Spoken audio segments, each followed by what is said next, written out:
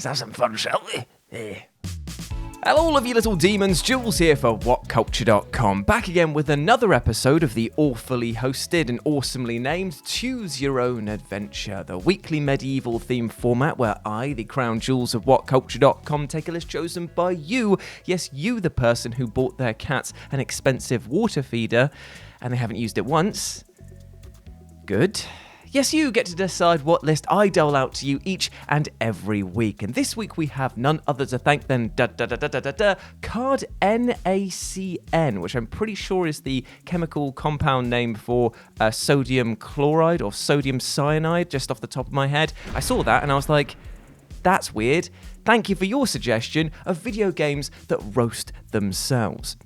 And this is the thing, when it comes to dating, life, or just trying to break the ice in general, sometimes wheeling out a tiny bit of the self-deprecation can go a long way, because even though it is putting yourself out there in the worst possible sense by making fun of yourself, it can help to sort of like level the playing field. It can help break the tension. It can introduce things in a way that's calm and casual, because who doesn't love a person who can't laugh at themselves? I mean, look at me. I'm a living meme. I have to laugh at myself, otherwise I'm pretty sure that I disappear into a singularity. Anyway, sometimes video games have taken this concept and applied it to themselves, allowing them to take on criticism that they got in the past and make jokes out of it for pleasures of gaming communities around the world. So with this in mind, I'm Jules, this is WhatCulture.com, and these are 8 video games that roasted themselves. Number 8, BANJO-KAZOOIE Nuts and Bolts. Right, so we begin this list admittedly with an example of how not to mock yourselves successfully, because while BANJO-KAZOOIE Nuts and Bolts tried to take the piss out of itself for the benefit of everyone, instead it basically just wet its trousers, pointed at its own crotch and said, "Lol, this is funny, right lads? This is funny." And we were all like, no, this is a weird funeral now. Why have you done that? I'm speaking, of course, about the opening 10 minutes of this experience, which so horrendously mocked the tropes that the franchise was known for at the time that it actually robbed the game of any goodwill the player had going into it. Now, the idea was clearly to show the player that the devs were well aware of the collect-a-thon gimmick that fans had labelled Rare's previous titles with, thanks to the sheer amount of items that gamers were asked to hunt down, but they did so in a way that was utterly obnoxious. Filling the screen with so much shiny gold that even Smaug said, "That's a bit bloody gaudy for me," the Lord of Games asked us how anyone found collecting these things fun at all, seemingly forgetting that it's not the object collecting itself that was fun, but the level design and emergent puzzle solving in order to get these items that was actually the enjoyment factor here. And it became a moment so on the nose that it bloody breaks it. Hell, he adds even more salt to my crack by then going on to state that he's going to revert all of the main cast of heroes and Gruntilda the villain back to their original physical forms, but not give them any of the moves that they learned during the sequels, because in his own words, they won't need them. Imagine that, for the first time experiencing that all of the cool moves that made the previous 2 games so utterly brilliant, they're not going to be used, because you won't need them, because the level design is going to be that bloody bad. Seriously, this Lord of Games, he's an utter prick, and it makes you realise that there's only one true Lord in our lives, and that is the slimiest of Jesuses. I'm sorry that I forgot to mention you in our previous episode last week. I don't know what came over me, my Lord. I apologise, I repent. I'll offer you my firstborn. I'll give you my tea. Would you like some of my tea? He doesn't drink tea. Okay, this is just making situations worse. Here, take my glasses. James, animate me throwing these glasses onto his face. He's now got my glasses, I hope. A pair of cheap PNG sunglasses. He's gone. He's taking my glasses.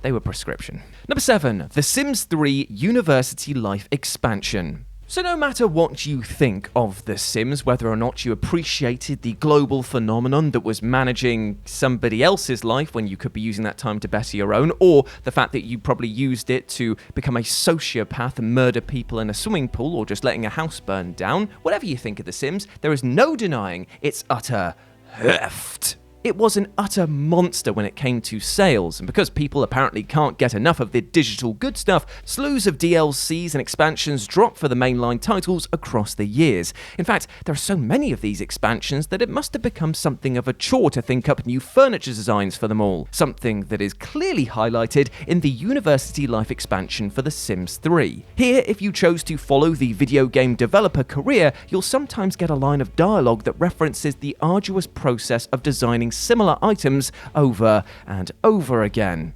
The line states, "You can only draw so many downloadable coffee tables before snapping." And it's at this point that you remember how many coffee tables there are in the Sims games, and you suddenly start to feel very, very sorry for that poor developer. And also for the fact that they work for EA. Ew. Number 6, Metal Gear Solid 2. Right, so the Metal Gear Solid franchise is an odd one to say the least. It's kind of like having that one friend who always shows up absolutely steaming to the pre-drinking session and then will just wow you with nonsensical tales that you really just have to sit and experience, and then will start to get quieter and quieter and more somber as the night goes on, before at the end of the night he's sitting there alone at a bar table just mumbling to himself about nuclear war theories. That was actually a pretty apt explanation, that, wasn't it? The tonal shifts that this franchise has between world-ending nuclear wars and nanomachines to "look at the silly monkey dancing in a nappy" are enough to give you bloody whiplash. But this in itself is part of the charm, and it's clear the series is not afraid to have a laugh at itself. Take, for example, the hilarious moment in which Raiden finally teams up with Solid Snake in order to take down their enemies. And the new protagonist asks Snake if he has enough equipment to last the ensuing firefight. Without missing a beat, Snake lifts his finger and points to his headband before stating, "Infinite ammo." I genuinely creased over with laughing when I saw this for the first time, because the fact that it's so serious at this point, you're about to go and take on the President of the United States, who is turned out to be a bad guy and is trying to control the world with nano. I'm not even going to try and explain the plot. I realised what I was doing as I started that sentence. Trying to explain the plot of Metal Gear Solid 2 is like trying to throw the deck chairs off the bloody Titanic as it's sinking to try and save it. It's not going to end well for me. So, instead, well, I'll go back to my original point, rewind it a bit here. James, rewind us. It's a hilarious moment because he points to his headband like that, and you just think to yourself, I love how this game has just not taken itself too seriously, but it was also referencing an unlockable from the first video game in the series of the Metal Gear Solid series, and I was like, this is utterly brilliant and mad. It's mad brilliant. It's madilliant. And that is how Hideo Kojima was born. Number 5, Borderlands 2.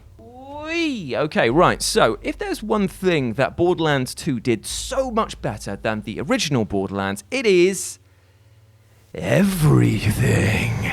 Seriously, can you point out to an example of the original vanilla game that was better produced or polished over the sequel? Borderlands 2 had more comedy, more charisma, so many more guns, and of course, even more bosses to use them on. Big bosses, little bosses, bosses as big as your head. All came into your crosshairs eventually, and while many would fall quickly to your hurricane of bullets, the raid bosses, well, they're gonna push you to your limits and beyond. In fact, some of these raid bosses were so difficult that you had to come up with ways to cheese these utter chodes, and there was none greater than the Borderlands 1 raid boss Cormorax the Invincible, who was defeated by a simple ledge. That's right, a little protrusion of rock was the thing that took down this massive monster, because if you stood on it in just the right angle, you could hit it, but it couldn't hit you. And it was utterly glorious to pie off this massive lad, just going, ha ha ha ha ha ha ha ha ha.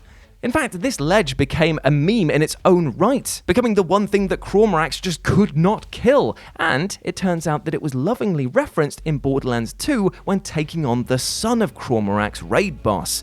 As the players approach the boss arena, sometimes Lilith will spark up a conversation in which she and the other Vault Hunters will reminisce about the ledge, remarking that they miss it dearly and that it was the real hero of the piece. And as you know, I'm a big sucker for big ledges like this, so of course I was so happy to see them pay homage to this wonderful rocky goodness.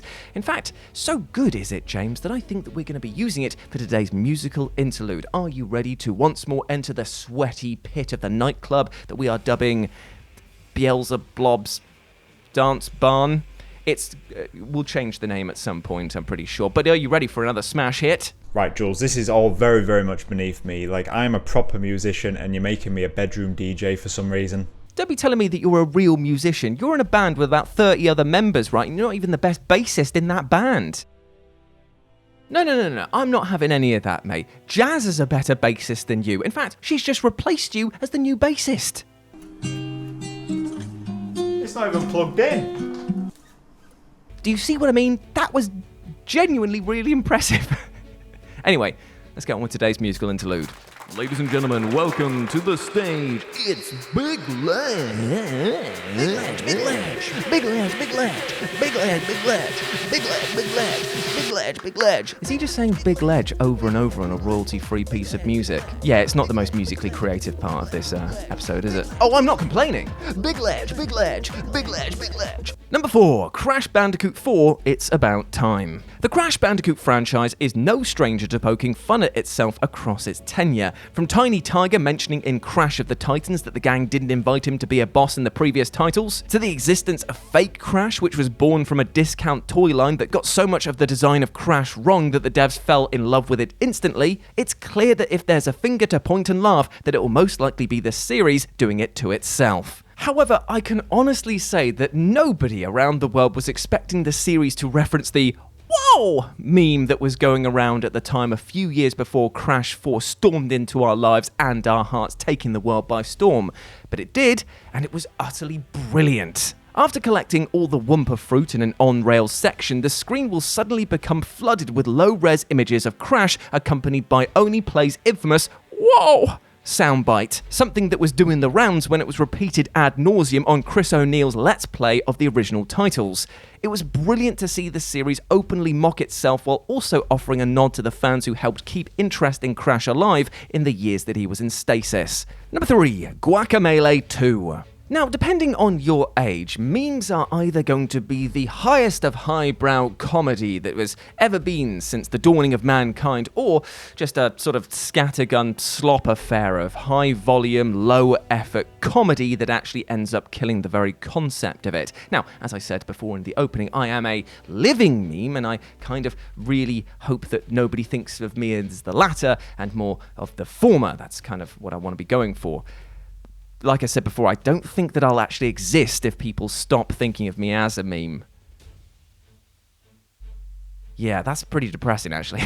But yes, even I have to acknowledge that things can hit maximum cringe at a moment's notice. And you know who absolutely loves a good meme? Drinkbox Studios, the marvellous minds behind the almighty GUACAMELEE series, who absolutely slathered their original title in billboard memes, providing simplistic jokes with their own unique spice. However, some players just really didn't like these peppered throughout the game and took to forums to complain en masse. Well, Drinkbox Studios, having a finger on the pulse, actually recognised these complaints, but dealt with it in such a brilliant manner that you'll have to give them credit for rising above the criticism. Because what they did was take all of their favourite complaints and stick them into a secret meme grotto, where all the Comic Sans, clashing colours and salty comments could live as one in the dankest part of their game. To address such criticism in such a brilliant and hilarious way, well, it definitely won them a fair few new fans, especially from those that criticised them in the first go around, because now they were like,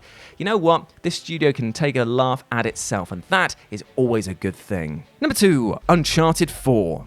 The sheer horror that must have passed through the Naughty Dog team at E3 when they tried to unveil Uncharted 4, when they just had a catastrophic series of failures that meant that Nathan Drake was just left standing like a lemon for a couple of minutes, must have been what it feels like to literally try and shit a brick. However, if there's one thing that Naughty Dog is famous for, it's always going to be having the last laugh, even if it is on themselves. And when Uncharted 4 finally rolled out for worldwide release, the team was sure to put in a trophy that both rewarded the player and mocked themselves in the process. If you're able to stand idle for 30 seconds in the opening sections of Chapter 11, you'll get the Stage Fright trophy. And the joke gets taken even further when you read the trophy's description, which states, Stage Demo Fail at the end.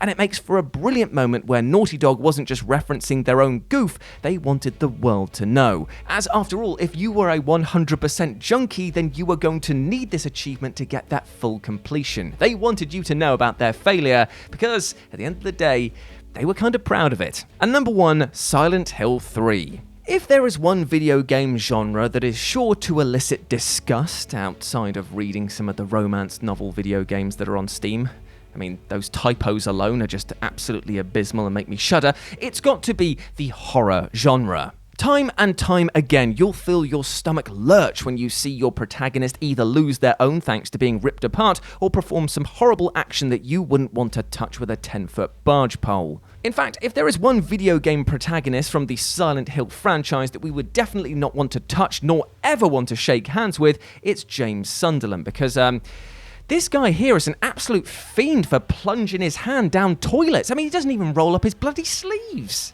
In fact, this became such a point of contention on Silent Hill forums that even the devs decided to address it when it came to the sequel Silent Hill 3. Because if you had a save file for Silent Hill 2 present on your console, then when faced with a similar looking crusty crap throne, Heather will turn to the camera and state, "Who would even think about doing something so disgusting?" as a clear reference to the prior protagonist's human plunger approach. It makes for a brilliantly meta moment and also one that highlights just how weird it was that James was so willing to get his hands dirty in some bum soup just for a few items. What a weirdo. James, are all other Jameses like this? Do you love putting your hand down toilets? Actually, hold on, wait a minute. Let's do another segment of Let's Ask James. James, do you like putting your hands down toilets? Yeah, I thought as much. Have some respect. And there we have it, my friends. Those were 8 video games that mocked themselves. I hope that you enjoyed that, and please let me know what you thought about it down in the comments section below, as well as popping down your suggestions for next week's episode. I hope that you enjoyed that, like I say, and if you want to chat to me further, you can do so over on Twitter at RetroJ with a 0, or you can swing by Live and Let's Dice, that's Dice with a C, where I do all of my streaming outside of work, usually on a Wednesday and Sundays, and it'd be great to see you over there, my friends. But before I go, I just want to say one thing. I actually believe, like deep down, that it's very healthy to be able to laugh at yourself, to not take mistakes that you made in the past too seriously, because unfortunately they can come back in ways that will negatively affect you going forward. So always be prepared to just not take life too seriously in that sense. Be able to laugh at yourself. Don't try and hold on to things that become too precious, because at the end of the day, it's a lot easier to get on with people if everyone is more open and comfortable with who they are. Everyone makes mistakes. Don't let them define your future by holding on to them so much that they aggravate you when people bring them up again and again, all right? Just try and let go is what I'm saying here. And remember to treat yourself with love and respect, because that goes part way, like I just said, in going forward to do that and letting you live a healthy and happy life. I want nothing but the best for you, my friend. Now go out there and utterly smash it. As always, I've been Jules. You have been awesome. Never forget that. I'll speak to you soon. Bye.